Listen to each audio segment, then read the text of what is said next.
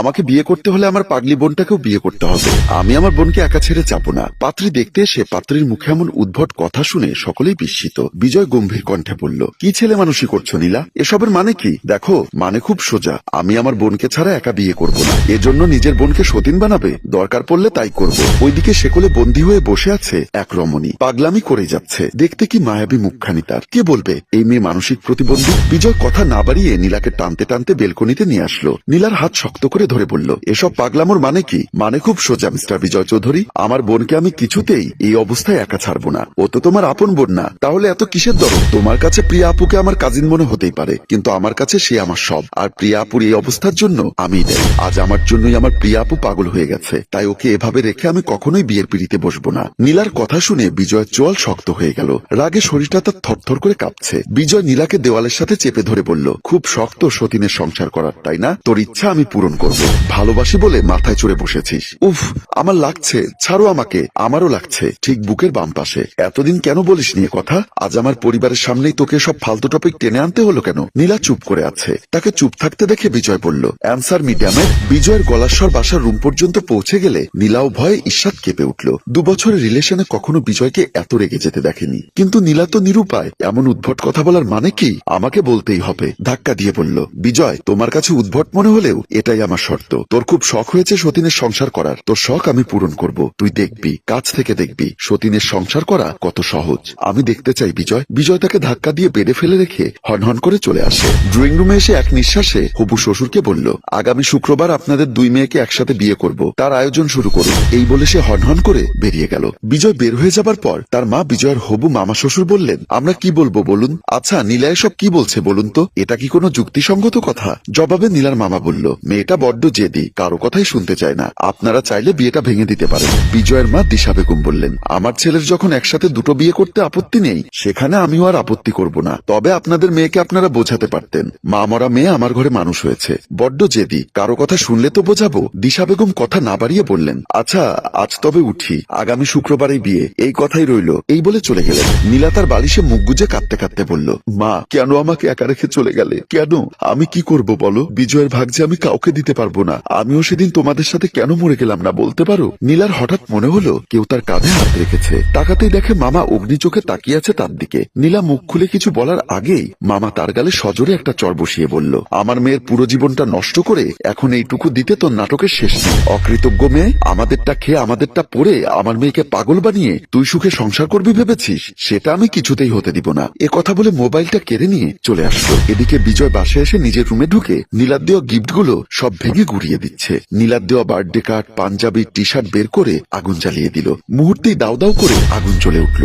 যদিও এই মুহূর্তে সবচেয়ে ভয়ঙ্কর ভাবে বিজয়ের হৃদয় দহনে পুড়ে যাচ্ছে। জ্বলন্ত আগুনের উপর হাত রেখে বলল, নীলা, তুমি আমার ভালোবাসা দেখেছ, কিন্তু আমার ঘৃণা দেখনি। এখন থেকে সেটাই দেখবে। আমার হৃদয় যেভাবে পুড়িয়েছ, এর চেয়ে শতগুণ বেশি আমি তোমাকে পোড়াবো। মামাতো ভাই সাব্বির এসে আগুন থেকে বিজয়ের হাত সরিয়ে নিয়ে বলল, তুই কি পাগল হয়ে গেছিস? এসব কি করছিস? বিজয় সাব্বিরকে জড়িয়ে ধরে বলল, প্লিজ আমার নীলাকে আমার কাছে এনে দাও। ও কেন এমন পাগলামো করছে? ও কি জানে না ওর বিজয়কে কতটা ভালোবাসে? প্লিজ ভাই, তুমি ওকে বোঝাও। সাব্বির দ্বিধায় পড়ে গেল। সে কি একবার নীলার সাথে কথা বলে দেখবে? বিজয়ের পিঠে হাত বুলিয়ে দিয়ে বলল, আচ্ছা ধৈর্য ধর, আমি নীলার সঙ্গে দেখা করে তাকে বুঝিয়ে বলছি। এবার শান্ত হ ভাই। একটু মস্কারা করে বলল, মন খারাপ করছিস কেন? কোথায় একসাথে 2 বউ পাবি, সেটার জন্য খুশি হয়ে পার্টি দিবি, তা না করে শোক পালন করছিস। অভিমান করে বিজয় বলল, কখনো কাউকে ভালোবেসেছ?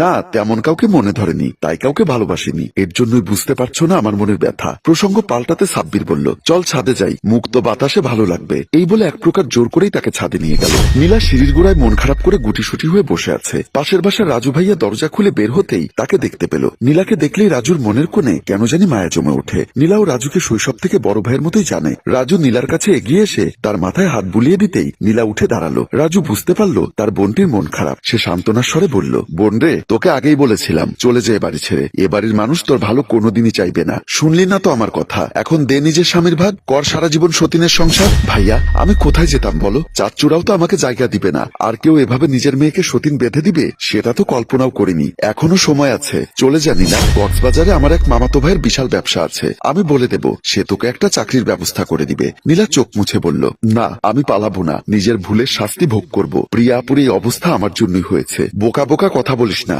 এটা ওর ডেস্টিনি, তাই হয়েছে। আর তুই তো ইচ্ছা করে ওর সাথে সব করিসনি। ওটা যদি যদি ভাগ্য হয় তাহলে সারা জীবন নিজের ভালোবাসার মানুষের ভাগ দেওয়া এটাও আমার ভাগ্য। তুই কেন করছিস এমন? বিজয় তোকে বড্ড ভালোবাসে, কেন দিচ্ছিস ছেলেটাকে শাস্তি? এখনো সময় আছে, ভেবে দেখ। সতীন সতীনই হয়, হোক সে সুস্থ কিংবা পাগল। আমার না আর কিছু বলার নেই, আর কিছু ভাবার নেই। আসলে কি বলতো, যার বাবা থেকেও নেই আর মা তো নেই, তার সাথে এর চেয়ে ভালো কি হবে বলো? রাজু রেগে বলল, কিছু চাপিয়ে দিলেই সেটা মেনে কেন নিতে হবে? সুযোগ দিলেই মানুষ সুযোগ নেয়। আমি যে অসহায়, বড্ড অসহায়। নিজের ভালোবাসার মানুষটাকে ভাগ করে নিতে পারবো না। সে হলে পুরোপুরি আমার, আর না হলে এক বিন্দু চাই না। এখনো সময় আছে, এসবের বিরুদ্ধে কথা বল। এত বড় ঘোর অন্যায় করিস না। বিজয়ের মতো ছেলে এ যুগে পাবি না। আমি কি করব বলো, আমার কপাল যে পোড়া, বলে কাঁদতে লাগলো। কিছুক্ষণ পর নীলা তার পাগল বোনের কাছে আসলো। নীলা চোখ পিটপিট করে তাকিয়ে আছে। নীলা প্রিয়াকে জড়িয়ে ধরে হাউমাউ করে কেঁদে কেঁদে বলল, তুই কবে সুস্থ হবি? আপু বল না, তুই কবে সুস্থ হবি? প্রিয়া কি বুঝলো কে জানে, হয়তো পাগলেরও অনুভূতি থাকে। সে নীলার চোখের পানি মুছিয়ে দিয়ে বলল, কাঁদিস না রে পাকা বুড়ি, বর আসবে এক্ষুনি, নিয়ে যাবে তখনই। কি মজা,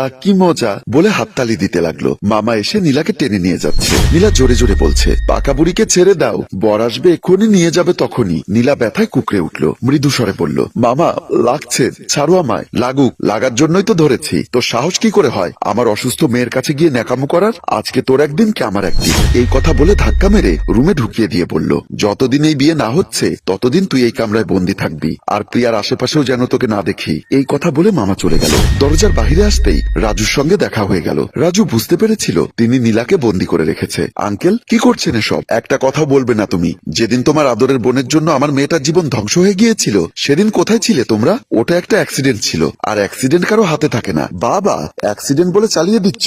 ও নিজের হাতে ধাক্কা দিয়ে ফেলে দিয়েছিল আমার মেয়েকে। ওকে যে বাঁচিয়ে রেখেছি এটাই বেশি। তবে ওর বেঁচে থাকা হবে মৃত্যুর চেয়ে যন্ত্রণাদায়ক। ও প্রতিদিন মরবে, এটাই ওর শাস্তি। কেউ যদি ওর প্রতি দরদ দেখিয়েছে তার সাথে আমার বোঝাপড়া হবে। বলেই গটগট করে সিঁড়ি বেয়ে নিচের দিকে নেমে গেল। প্রিয়া আস্তে আস্তে নীলার কামরায় ঢুকে তার পাশে বসে নীলার মাথায় হাত বুলিয়ে বলল, তুই চলে যা এখান থেকে। এই নরকে তোকে থাকতে হবে না। এখানে থাকলে দম বন্ধ হয়ে মরে যাবে। নীলা চোখের জল মুছে বলল, প্রত্যেকটা ভুলের শাস্তি আছে আপু। আমার ভুলের শাস্তি তো আমাকে পেতেই হবে। তুমি আমাকে নিয়ে চিন্তা করো না, আমি ঠিক সহ্য করে নেব। তুই চুপ কর। এসব কিছু কেন মেনে নিচ্ছিস? কেন সত্যটা সবাইকে বলছিস না? কেন সব কথা লুকোচ্ছিস? আমি পাগল হবার পেছনে তোর তো কোনো হাত নেই। তোর কি মনে নেই, দীর্ঘদিন বৃষ্টির কারণে ছাদে শ্যাওলা জমেছিল, অনেক বেশি পিচ্ছিল হয়ে গিয়েছিল। আমি তোকে দৌড়ে ধরতে গিয়ে পিছলে পড়ে গেলাম নিচে। তারপর আর কিছুই মনে নেই। নীলা অবাক হয়ে প্রিয়ার দিকে তাকালো। আপু, তোমার কি সেসব কথা মনে আছে? প্রিয়া জবাব দিল, হ্যাঁ। তার মানে আল্লাহ আমার দিকে মুখ তুলে চেয়েছে। আমার এতদিনের প্রার্থনা কবুল হয়েছে। আমার আপু আস্তে আস্তে সুস্থ হয়ে যাচ্ছে। সে তার বোনকে জড়িয়ে ধরে কান্না করছে। তবে এই কান্না কষ্টের কান্না নয়, এই কান্না আনন্দের কান্না, কোনো কিছু হারিয়ে আবার ফিরে পাওয়ার কান্না। সম্মানিত দর্শক, দুঃখ হলো একটা দীর্ঘ রাতের ন্যায়, যা শেষ হয়ে নতুন দিনের সূর্য উদিত হবেই। ঠিক সেভাবেই আমাদের এই গল্পে নীলা ও প্রিয়ার জীবনে হয়তো নতুন সূর্য উদিত হতে যাচ্ছে। গল্পটির রচনা ও পরিচালনায় রেজাউল কবির চৌধুরী, প্রযোজনায় FA নয়ন চৌধুরী। গল্পটি যদি আপনাদের ভালো লেগে থাকে তাহলে লাইক, কমেন্ট ও শেয়ার করে আমাদের সাথেই থাকুন। ধন্যবাদ সবাইকে।